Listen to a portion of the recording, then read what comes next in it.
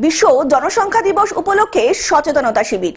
বিশ্ব জনসংখ্যা দিবস বিশ্বব্যাপী জনসংখ্যা বিষয়ক সমস্যাগুলির গুরুত্ব সম্পর্কে সচেতনতা বাড়াতে পালন করা হলো জনসংখ্যা দিবস। যে কোনো একটা জায়গার কিছু অ্যাট্রিবিউটস আছে পপুলেশন, যেমন পপুলেশন ঘনত্ব আছে, যেটাকে পপুলেশন ডেন্সিটি বলে, পপুলেশন সাইজ বলে, পপুলেশনের ডেমোগ্রাফি আছে, অর্থাৎ কিনা একটা পপুলেশন আমাদের মতন যে পপুলেশনটায় মেল ফিমেল এইসব আছে, নানা এজ আছে, আমাদের একটা পপুলেশনের আমরা ভাগ করতে পারি এজ দিয়ে। নিউ বর্ন কতজন আছে, মিডল এজ কতজন আছে, ওল্ড এজ কতজন আছে।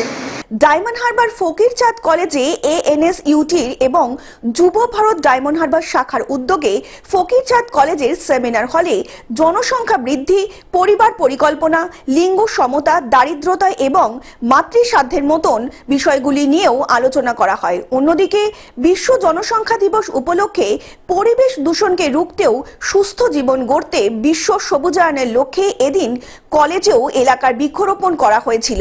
প্রত্যেকের সাথে পরিচয় করিয়ে দেওয়ার প্রয়োজন আছে বলেই তাকে আমি আসার অনুরোধ করছি।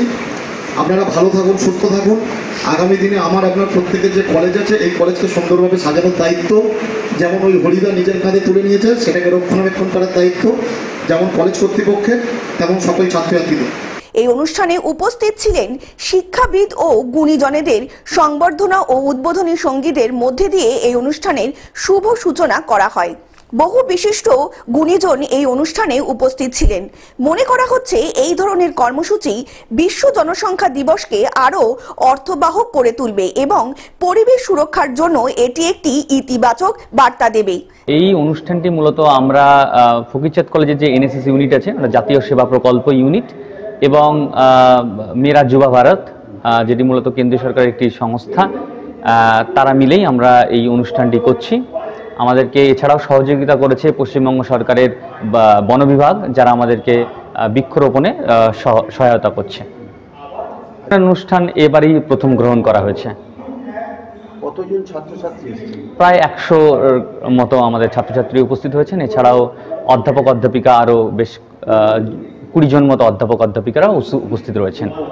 ডায়মন্ড হারবার থেকে বাইজিৎ মন্ডলের রিপোর্ট, গ্লোব নিউজ। এখন থেকে গ্লোব টিভি দেখুন আপনার স্মার্টফোনেও। গুগল প্লে স্টোর অথবা অ্যাপল স্টোর থেকে ডাউনলোড করুন গ্লোব টিভি লাইভ অ্যাপ। এছাড়া জিও টিভি অ্যাপ থেকে দেখুন গ্লোব টিভি লাইভ।